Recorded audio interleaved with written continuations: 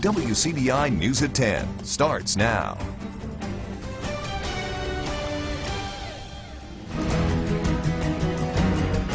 We begin tonight with breaking news in Columbus. Investigators are on scene at the Exxon convenience store in the 1200 block of Main Street. Well, here's a look up at that active scene. City spokesman Joe Dillon says police responded to a call there around 8:40. Now, initial reports are that it was for a robbery call there at the station. However, police could not immediately confirm that. Investigators are still on scene. We'll bring you more information as it becomes available to us. A Webster County firefighter is taken to the hospital after collapsing on the job. Tom Nolan Volunteer Fire Chief Joe Huffman was working an accident scene on Highway 82 in Webster County when he suffered a medical emergency. Huffman was airlifted from the scene. His condition is unknown at this time. Dozens of people have fanned out across Columbus tonight to search for 25-year-old Christopher Reed. Reed, who police say is autistic, was reported missing late Monday. A silver alert is in place as Reed has now been missing for nearly 24 hours. We want to find him and bring him on home, safe.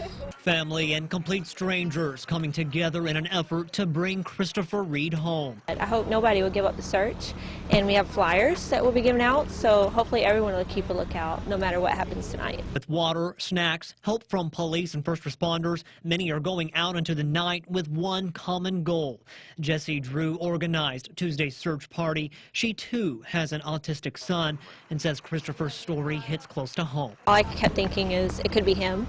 And so as time went on, he's been missing since yesterday morning. I just felt pressured to really do something. Braving the cold and the darkness, dozens grab coats and flashlights and prepare for a long night. Until everyone decides to go home, I'm not going to put a time limit on it. Since Chris suffers from autism, Drew says that whoever happens to see him needs to realize you'll have to approach him in a different way. We're going to be asking a question for him if we see someone we think is him. Are you Chris? Because I've been told by his family he usually responds yes. Family members say a tip came in that Christopher was seen near the Sportsplex walking in the rain. Those in the search party will split into groups searching the Riverwalk, Probst Park, and surrounding areas. After seeing the response from the friendly city, the family says they couldn't be more grateful. I feel so good, everybody helping, that everybody don't have to do nothing, but they're doing it. And I love everybody for it.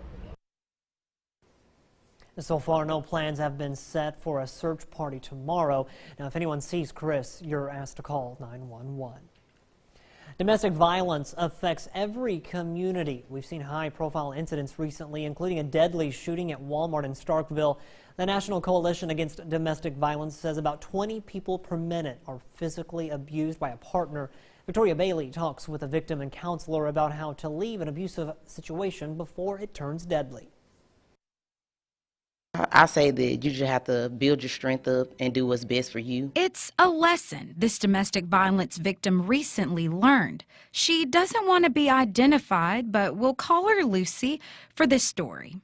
Lucy's traumatizing moment came after a simple walk away from her house. One day, after I took my baby to the park or whatever, I came home and he began to jump on me. He had ended up, the next day, he ended up threatening me, saying he was going to come to my job and kill me and stuff like that. So I pretended like I had to go to work at a certain time to get away from him. So I did go to work, but I had went to my manager and I told her that I needed some help. Eventually, Lucy got away. She called Safe Haven to help her escape. An individual does not have to stay in an abusive situation. There is help. Less than a month into 2018, several domestic situations in North Mississippi have turned deadly, including Lee County and a shooting at the Starkville Walmart. Yes, it's very heartbreaking because the help was there all of the time for her. Safe Haven licensed counselor Kenya Walker says the signs of abuse show up way before the act of violence, and it's important to recognize them. Having to check in with your partner repeatedly, having to watch your time and letting them know about your whereabouts when you're leaving and when you're returning. Also, always apologizing all of the time for just the slightest infractions or mistakes. Low self-esteem, alienation from family and friends, issues with making decisions without the partner. Walker says if you want to get out of an abusive situation, rely on law enforcement and always document each situation. If you go to the police, make sure that you are pressing charges, because if you are going to seek the help of an attorney or some type of legal aid, that documentation is pertinent in helping you to get out of that situation. Lucy learned the signs of abuse after arriving at Safe Haven and how to start over. When I tell you they was a blessing to me, because I was stressed, I didn't know where I was going to go, I didn't know what to do. It was very hard, and they made it so easy for me. Nearly 10,000 women and men are impacted by domestic violence every year. Well, switching gears now, time to get a first look at our forecast with Chief Meteorologist Keith Gibson. Hey there, Keith. Hey Scott, right now temperatures are cooling on down into the low 40s and some low 30s out there too. We remain clear, and you can see that waxing crescent moon there on the western horizon, almost the first quarter in Vernon, Columbus, and Tupelo this evening. The first quarter is tomorrow. The moon sets just after 11:30 tonight. The wind chill, not too bad. The wind is gradually subsiding tomorrow. Look at this, a lot of sunshine, bright sunshine as a matter of fact, all day long. We are in the 50s here. As we look ahead, a pretty nice end to the work week, but some rain is possible this weekend. More on that in just a few minutes. Some Mississippians are lobbying for more choices when it comes to educating their kids. It's part of National School Choice Week.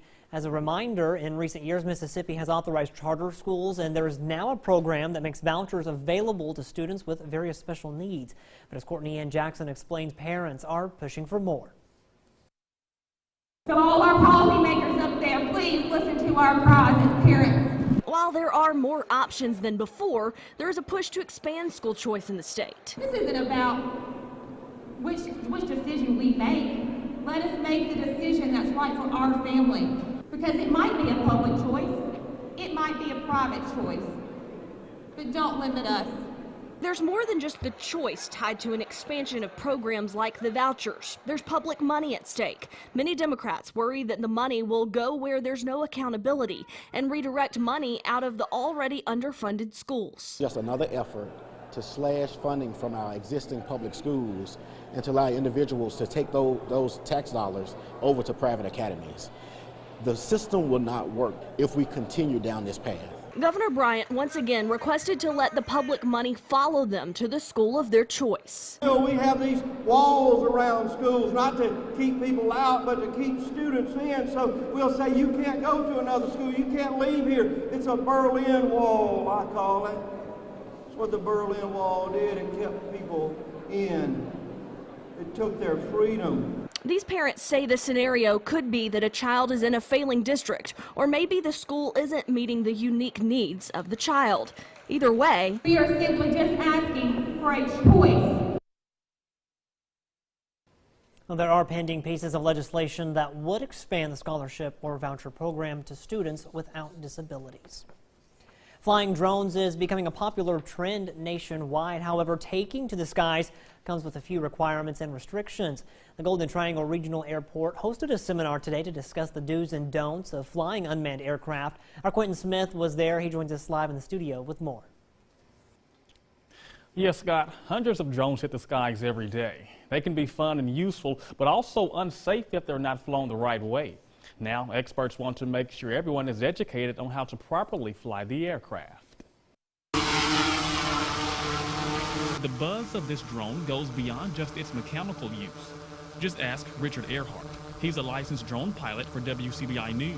Drones are cool. They're really high tech, especially the way they've gotten smaller and more compact and more intelligent with their programming and the equipment that's on them. Whether it's capturing perspective images of a train that's derailed or a fire, Earhart says he likes the bird's eye view he gets when flying the aircraft. I've done the study before I start flying somewhere. I know exactly, where I'm flying, what kind of airspace it is. Is it legal to fly there? Is it questionable? Drones are cool and unique because they give you a bird's eye view of certain images.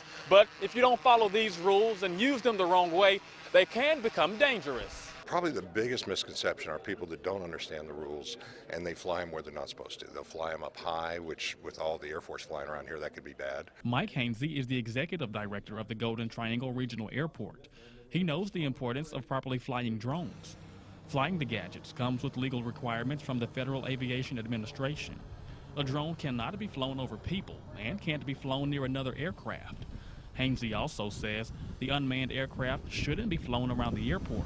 Like any other flying skill, if you're flying it commercially, you have to get a drone operator's certificate, which is basically a pilot's license for unmanned aircraft. And to do that, you have to study, pass a knowledge test, and keep up on things. All drones must be less than 55 pounds, and they must also be registered. And even though you need a license to fly a drone for commercial use, one isn't required for recreational purposes. Rules for recreation, or what we call hobbyist flyers, are the same as they've always been as far as go out and have fun. You still have to stay below 400 feet, which is plenty high enough because you kind of lose sight of your drone. But no, you go out and that's how people get excited about flying. Now, if someone gets caught flying a drone illegally or improperly, they can be fined by the Federal Aviation Administration.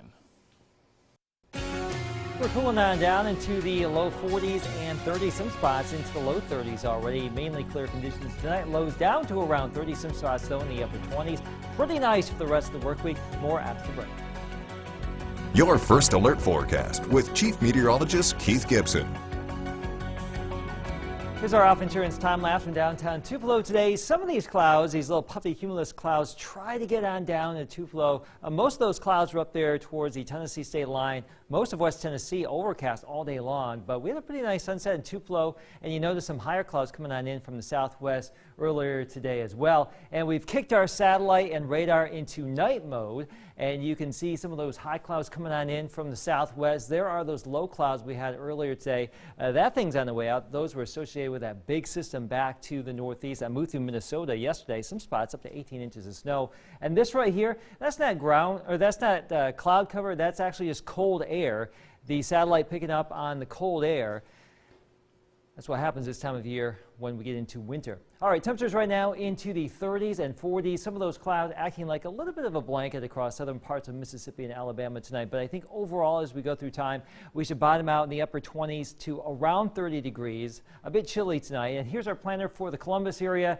On Wednesday, we start out around 36 or so. Some spots a little bit cooler, 8 o'clock. By mid-afternoon, low to mid-50s around here. And this is a pretty good proxy for a good chunk of our coverage area tomorrow. We start off on a cool note, get back into the low to mid-50s in the afternoon, a little bit cooler across the northeast, maybe a little bit warmer down here across the southwest. Much like today, warmer southwest, cooler northeast. So locally, we're doing okay tomorrow, and across the entire region as well. We will continue with the northwest wind, about 5 to 15. Not as strong as today. We had some gusts over 20 miles per hour today with high pressure coming on in. Wind should be a little bit lighter. 50s over here in the Carolinas, approaching 60 in New Orleans, 63 in Houston and Dallas for tomorrow. So we are sunny Wednesday, Thursday, Friday, pretty quiet around here. Our rain chances really go up Saturday and Sunday. And then as we get into next week, after the weekend, guess what? The rain chances go away. Mother Nature just playing tricks with us here. You can see the clouds increasing Friday, but we are dry. Rain showers will be likely on Saturday. The big question is this big blob of rain and storms down here in the Gulf. If that really develops, it could limit what happens this far north. So we'll see what happens as we go throughout the course of the weekend, and then more sunshine, more high pressure for next week. So here's our 7-day. You can see some pretty nice weather, 50s for the next couple of days, some low 60s by Friday. A pretty good chance for rain Saturday and Sunday, and then more sun, more 50s, Scott, next week. A viral video from a Pontotoc principal still has fans talking. We check in with the administrative mix master when we come back. An assistant principal in Pontotoc County is getting a lot of airplay, but he's not planning on quitting his day job just yet. WCBI's Allie Martin has more from ECRU. Things are slowly getting back to normal for Jim Matthews. The assistant principal at North Pontotoc Elementary spent part of his morning on the phone and doing other administrative duties. It's a snow day. We're gonna party like it's a snow. But in many classrooms, discussion turns to a now viral video. Yo students, it's a snow day. Hey, are you teachers, man? Yeah, it's a snow day. When Matthews heard snow and ice was heading to northeast Mississippi, he tapped into his creativity and some old school rap music to make a unique snow day announcement. My wife and I were at home kind of just joking around. Maybe we should make a video, it would be fun. And We spent some time at the house just listening to some random songs and I guess what the kids would call freestyling some lyrics and that type of thing, and we just kind of played around with it. The video was shot in one take. The Snow Day rap quickly went beyond the boundaries of Pontotoc County, Mississippi. 930,000 views later, I'm sitting in front of a camera.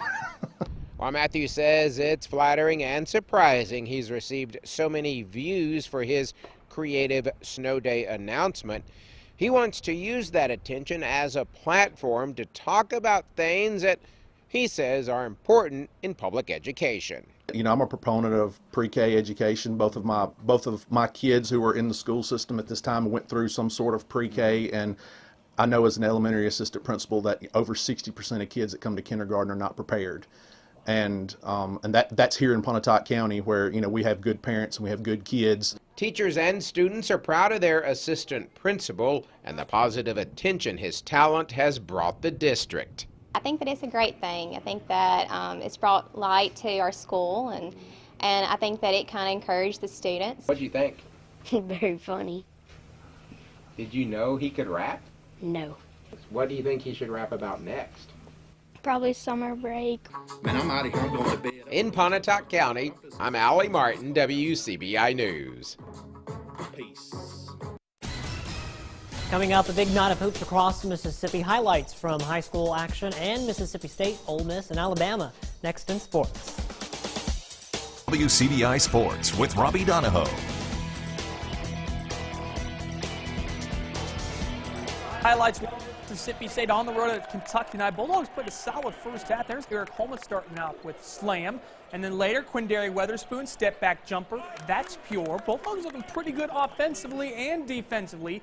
More in the first half. Skip pass, Nick Weatherspoon shot fake. His pull-up is no good, but there's Eric Holman with the rebound and flush. That was his game in the first half. Bulldogs had 9 second chance points in the first half. They lived on the boards. They also got the three-pointer going. It's sort of been a contentious issue. Can MSU shoot the three? They did there. Tyson Carter drills the triple.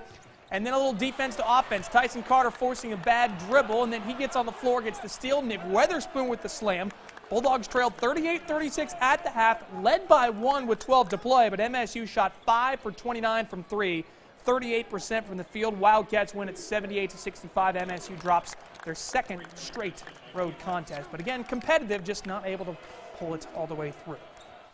Let's go over to the pavilion. Andy Kennedy knows the Rebels were in it for a tough one tonight. Colin Sexton back for the Tide. Ole Miss and Alabama facing off, and Sexton going right to work. Hits the triple at the top of the key. That would tie it at 18. Bama went on an 18-0 run in the first half. They led 27-18. You see it right here.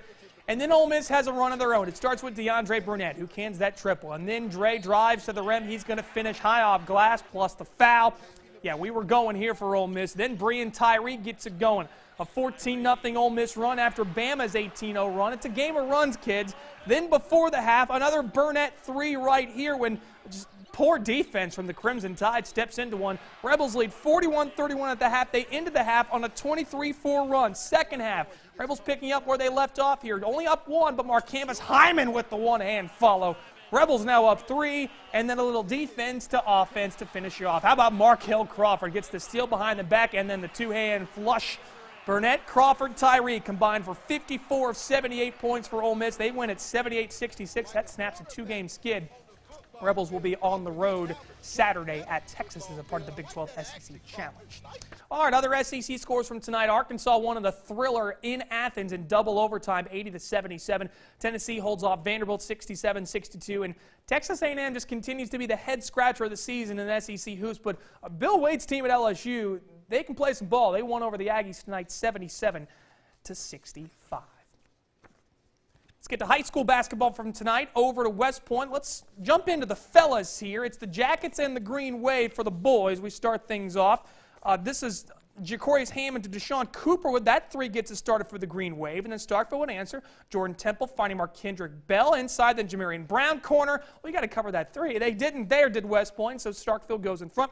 Back would come the Green Wave, though. Sammy Harris going to get it off of a little trap pressure. He's going to pull up and get the shots to fall in off glass. And then more from Starkville. Jordan Temple going to find Blake Rogers, who is wide open for three. Starkville had no problems tonight against West Point, 84-44. All right, back over to the girls here, Starkville and West Point. Starkville already has a big lead here in the third quarter. Jaria Covington going to get the ball at the inbounds pass, finds Jaleesa Outlaw for the 3-0 but nylon, extending the lead. West Point's turn here. Maya Rush, she's going to drive. Just going right off the right side here, and she's going to finish. Good play there. More from the Lady Green Wave, though. Rush would drive inside on this play here. She's going to miss, but Ty Johnson's going to be right there sitting on the board, and she's going to get the putback, but back will come Starkville. Lady Jackets have no problems tonight. Jerry Covington up ahead to Bria Gandy. That senior duo has been great all year. Well, the last 2-3 years for Starkville. At the Lady Jackets cruise, they went at 56-22 over West Point. All right, over to Nettleton we go. We're with the fellas. Choctaw County facing Nettleton. We start with the Tigers. Graham Gardner takes the inbounds pass, corner 3. Yes, sir. Tigers strike first. Chargers with the equalizer, though. Shot off here, but how about the rebound by Amarius Brown in the stick back? Or that was a King Kirkwood with the rebound. And then off the inbounds, here's Amarius Brown with the scoop shot. It goes. Tigers coming the other way. Here, Damian Ely going to be wide open inside, left all alone underneath the bucket for 2. Choctaw County would get a 3 right here from Devontae Miller, who shows you the range. Well, he misses. It's Devontae Miller inside who gets the putback. And then a little defense to offense here for Nettleton. Dedrick Johnson with the steal. He's going to get the layup. Nettleton wins on the boys' side, 69-62. And lastly, to the ladies between Nettleton and Choctaw County. Nettleton led 2 at the half. Third quarter, the Lady Chargers controlling the boards here. LaGenesis Johnson in the beginning. God created the rebound, and she gets the putback right there. Genesis 1-1. Read a Bible, people. Lady Tigers would get a bucket here. Good passing here as they get the finish. Then fourth quarter, Brysa Maxwell, she's going to drive all the way to the hoop for the 2. This was a fun one. Nettleton would win at 59-51, though, over Choctaw County. If you miss any of these highlights, we're going to put them up on our website coming up tonight on WCBI.com. That's it for sports. Last up, your forecast is next. Love and life right now. A lot of sunshine, comfortable temperatures for the next couple of days here. No major weather worries. There will be some showers around here as we get into your weekend. Unfortunate timing. It doesn't look like it's going to be an all-weekend washout, but we will, of course, reevaluate the situation. Enjoy the sun while waking. That's right. Thanks so much for watching. Have a good night. We'll see you tomorrow.